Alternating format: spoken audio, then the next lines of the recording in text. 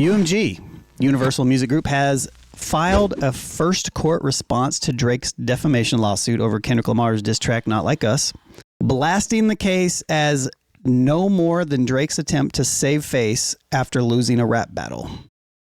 Drake's legal team responded by saying, UMG wants to pretend that this is about a rap battle in order to distract. I'm trying to read here. Like, what the is going on? the level of disrespect. Jesus. All right, let me try this again. Hey, we didn't even care. We didn't even care about him at all. Over here. My apologies. Being Jason Williams over here, like. All right, so anyway, white chocolate. Shout out to white chocolate. Magic. Yo. So anyway, West Virginia. I'm just looking from the corner of my eye. All right. West Virginia. Yeah. My apologies, my good friend. My apologies. It's all good. I'm sorry. So anyway, oh man. So Drake's legal team responded by saying UMG wants to pretend that this is about a rap battle in order to distract its shareholders, artists, and the public from the simple truth. A greedy company is finally being held responsible for profiting from dangerous misinformation that has already resulted in multiple acts of violence. This motion is a desperate play by UMG to avoid accountability, but we have every confidence that this case will proceed and continue to uncover UMG's long history of endangering, abusing, and taking advantage of its artists. All right, so that was in response to the motion that they filed, which I think if you guys want, we can kind of read through this a little bit, maybe. We can take a gander at it. Let's take a look at this. Let's kind of go through this. So go ahead and switch over to the free talk there, Jackson. Alone out here with the paperwork. We got the papers, man. I'm just going to say, like, off top, reading this, they went in on Drake, like, heavily. So, and this used to be his company. This is part of the battle. So it starts off by... Yeah, I want it all. That's why I strive for it. Diss me and you'll never hear a reply for it. Drake unsuccessful. That's how UMG started this off. Start a legal draft. Yes. So plaintiff, one of the most successful recording artists of all time, lost a rap battle that he provoked and in which he willingly participated. Instead of accepting the loss like an unbothered rap artist he often claims to be, he has sued his own record label in a misguided attempt to salve his wounds. That's crazy. This is crazy.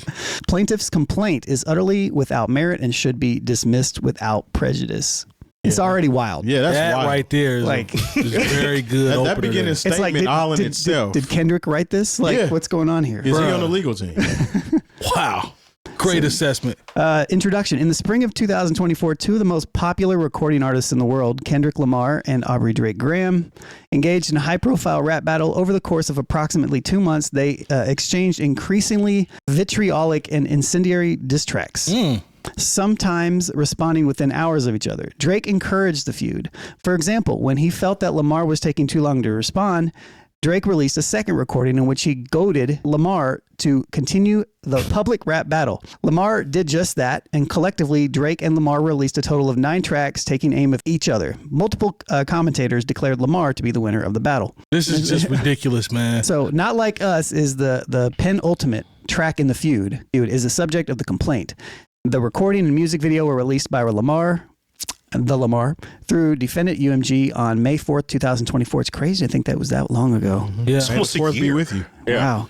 Wow. Not Like Us was a massive commercial and artistic success. The record was the best-selling rap recording of 2024, won a Grammy, Record of the Year, won Grammy for Best Music Video. The song Not Like Us won Grammy Award for Song of the Year, has become a ubiquitous cultural phenomenon. Among other things, Lamar performed it at the Super Bowl halftime and Saturday Night Live, parodied it in his 50th anniversary special. Not Like Us, like all the recordings in the feud, began between Drake and Lamar. And like the many notorious diss tracks throughout rap's history, consists of a series of hyperbolic insults. Drake has been pleased to use UMG's platform to promote tracks leveling similarly incendiary attacks at Lamar, including most significantly that Lamar engaged in domestic abuse and that one of Lamar's business partners and managers is the true father of Lamar's son. But now, after losing the rap battle, Drake claims that Not Like Us is defamatory. It is not. Well, I mean... Yeah. And he signed up for this. Yeah. While the complaint focuses almost entirely on Not Like Us, it disregards the other Drake and Lamar diss tracks that surround Not Like Us, as well as the conventions of the diss track genre and thus critically ignores the context of the dispute. Assessed in context, as it must be, Not Like Us clearly conveys non-actionable opinion and rhetorical hyperbole. Diss tracks are popular and celebrated art forms centered around outrageous insults, and they would be severely chilled if Drake's suit were permitted to proceed. Drake also alleges that Not Like Us constitutes second-degree harassment, but sues under a criminal statute that does not proscribe speech and has no private right of action. Drake finally claims UMG's promotion of Not Like Us violates New York General Business Law 349, but fails to allege any of the elements for that claim. Notably, in less than 3 years, Drake himself signed a public petition, less than 3 years ago, Drake himself signed a public petition criticizing the trend of prosecutors using artists' creative expression against them by treating rap lyrics as literal fact. As Drake recognized, when it comes to rap, in quote, the final work is a product of the artist's vision and imagination. Drake was right then and is wrong now. The complaint's unjustified claims against UMG are no more than Drake's attempt to save face for his unsuccessful rap battle with Lamar. The court should grant UMG's motion and dismiss the complaint with prejudice. Yeah, that's there's stop there. We can. Yeah, there's lots that we could potentially go through, which is but. That's the intro portion of it, depending on how you want to talk about this. So. I want to also just remind everyone that probably a lawyer that makes 7 figures had to write this. Yeah. This is a multinational corporation whose attorneys had to sit down and say, Mr. Lamar, won the battle, and now the defamatory, it's almost surreal to see this in, because I've read more through it and just the whole thing with partnership. Yeah, just where, I don't know, man. And them saying, hey, if this goes to trial and, Drake wins, what's that going to mean for diss tracks in the future? Like, that's kind of what they're saying here. Yeah. I'm over it, man. I can't even believe that this is a real thing. This whole suit. I'm over it, man. It's the first paragraph alone is just filled with factual information. Just the way they approached it. Now, do you think, say I'm going to just play white devil's advocate here. What if my conspiracy mind says, okay, it was time for Drake to re-up, and UMG said, you know what, let's drive his price down by promoting Not Like Us. So when it's time for him to come back and get another bag, we can say, well, we'd love to do business with you. That's what he was claiming is happening. Yeah. And so it's like, that's, if you want to say that, I still think it's weak as hell, but here it is. It's like you got in bed with this person who winds up being my enemy. But at the same time, we realize there's only like 3 or 4 record companies in the whole world anyway, for real record companies. Yeah, true. The interesting thing about this too is that Drake is trying to play this victim of sorts, and he's, there's this whole narrative around exposing UMG and all this other stuff, which is even like the response that his legal team kind of put together here. But at this point, and I forget who I saw say this, but they said something to the degree of like, at this point, Drake and UMG are both corporations. Yeah, absolutely. So it's like he's this whole machine. Like he's a machine, so I don't know. Like he's only trying to protect himself, and this isn't some great holier than thou type of thing that's going on right now. It kind of is, though. It's when the golden boy gets touched. Finally, he got chin checked. I mean, we've already talked about the situation with him and Meek Mill. He was successful in that. That diss track was nominated for an award. It didn't win, but it was nominated. Mm-hmm. Yep. And it had a lot of airplay. And he wasn't upset about that or crying about how much that got played. Mm-hmm. And then all of a sudden, when Not Like Us, and to the paperwork's point of view, he was baiting Kendrick into doing this to him. Even the song that used the AI with Tupac, he was saying, tell him about how you mess with kid or underage chicks or something like that. And then he claimed that he was baiting him this whole time. Oh, I fed you the information. I told you this. And then when it didn't work in his favor, he's like, well, I'm going to sue. That's the part. Yeah. What you just said is the part. You have egged this entire thing on. kept you Well, poked I'm the not bear. going to say, so I'll take that. I'm not saying he egged the whole thing on, because this has been going back and forth. Like we just had this last discussion. Mhm. Kendrick has not liked Drake for a long time. Yep. And they've been going back and forth for a long time because Drake took the control first personally. Everybody else didn't. And he's on record acting like he took it personally. I mean, you can go back and look at all that. It's documented. And it led up to where we're at now. He's even on record saying, pretty much diminishing Kendrick back then, that he's weaker than him. You know what I'm saying? So now that the so-called machine isn't working in his favor, there had to have been some strings to have been pulled, is how he's looking at it. But It's almost like somebody that gambles and they're playing with trick dice. And when those trick dice stop working, now all of a sudden you're upset. You know what I'm saying? You know how stupid you look to, well, even if you say not egging on, continuously engage in a rap battle and then claim that you're the victim after you engaged in it because it didn't go your way. That's the way I see it. That's literally it. You're engaged. It's not like somebody was just throwing darts at you and you had to defend yourself. You engaged in this. This was back and this is back and forth. It's 9 records, I think they said in the documents. What, 9 records between 2 of them? Look, remember Drake put out another record after Not Like Us. He put it out like that Sunday night, and it just ain't. It just. Well, it was him conceding essentially, because he was like, "Yeah, I know you got more records," and you could tell he sounded exhausted. He didn't have it in him no more, because that took the wind out of his sail. But again, he should have bowed out and just moved on. When Meek got beat up by Drake, he moved on. He moved on. He went to jail for a little bit. And he came out. I mean, he did. No, he's right. He did. I feel you though. And what's crazy is Meek actually was more successful after the fact that he got in the rap beef with Drake. They That's did fair. a record together That's fair. eventually. Yes. That's fair. So I mean, Go to jail, Drake. some. He's stupid. Nah, man, this is he's stupid. Talk about prison reform. Yeah. He can't do that from experience because he's a Degrassi kid. Well, he can't. Well, Nice. He can talk about gun violence because his character was put in a wheelchair. Oh, yeah. Yeah, but at the same time, like Drake does not know how to speak on. And he's just like, I don't know.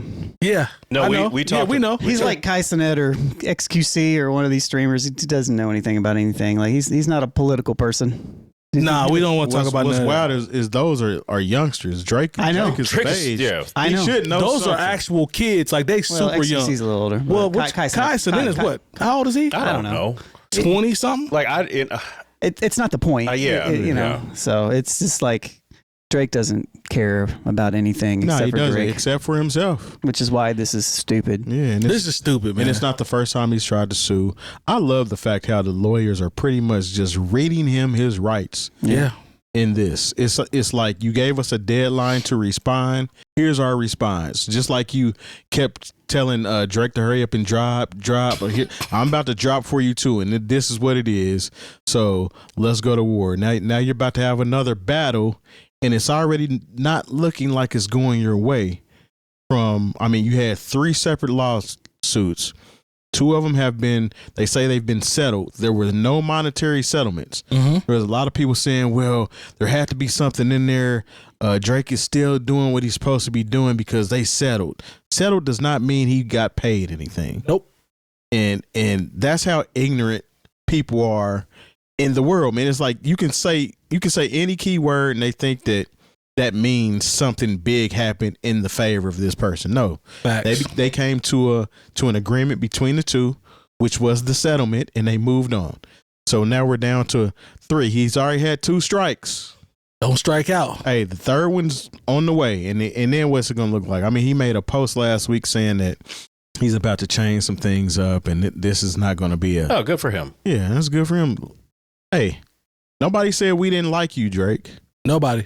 But you're making people not like you. If anybody didn't like you at one point in time, they definitely don't like you now because this display is crazy. I tell you what, I wish, when I was trying to pick a career, I knew then what I know now, to where if I decided to go to law school, I could just be recounting rap battles and putting lyrics into my legal briefs. Come on, man. I'd definitely sign up for that. That's easy I'd be money. a show enough rap lawyer. Yeah, Just that's sit easy here money like, right there.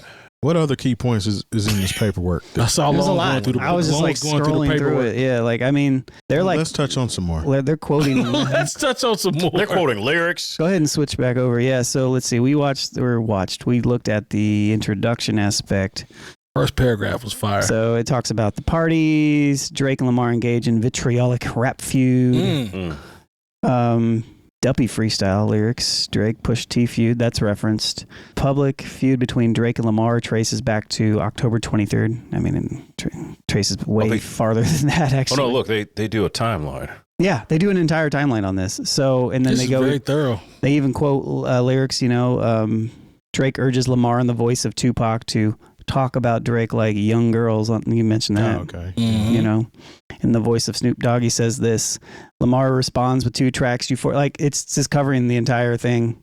Literally, Drake responds 14 hours later. So, I mean, it's literally timelining everything here.